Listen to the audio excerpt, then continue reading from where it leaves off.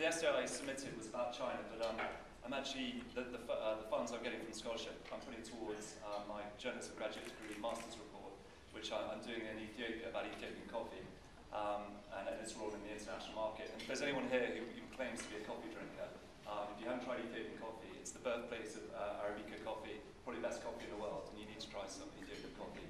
I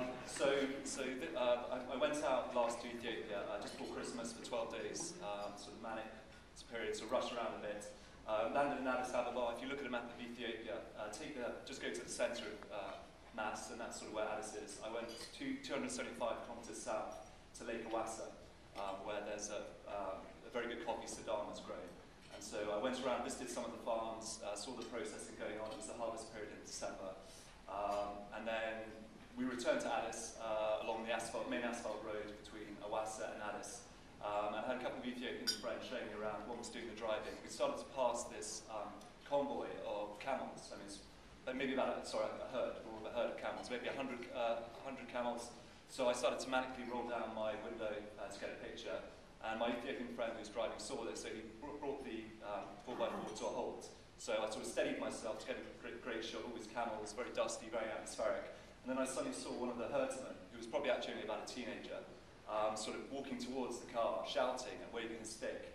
And so he obviously didn't want me to take a photo. So I didn't take a photo, told my friend to drive on, and we left. But as we drove on, I felt a little bit embarrassed. I've been to Ethiopia a few times. When I see sort of other white people there, I sort of look on them sort of a little bit disdainfully, thinking tourists, because I've done it quite a lot, and I like to think I know what I'm doing in Ethiopia. But that moment reminded me that I don't. And I think one of my Ethiopian friends saw me looking a bit crestfallen. So he said to me, don't worry about it. It's not just because you're a foreigner. Even Ethiopians aren't allowed to take a picture of these herdsmen who are from the Afar region in the northeast of Ethiopia.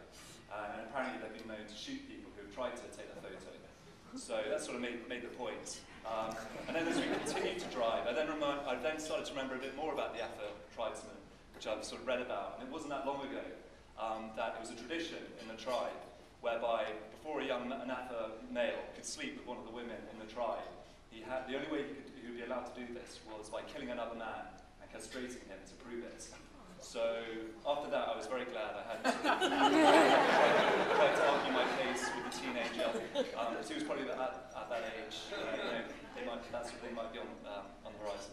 So I just told myself it was a good moment to sort of remind yourself that you can go to a foreign country as often as you want, but you're never going to know enough about it. And it's best not to get too complacent about that place.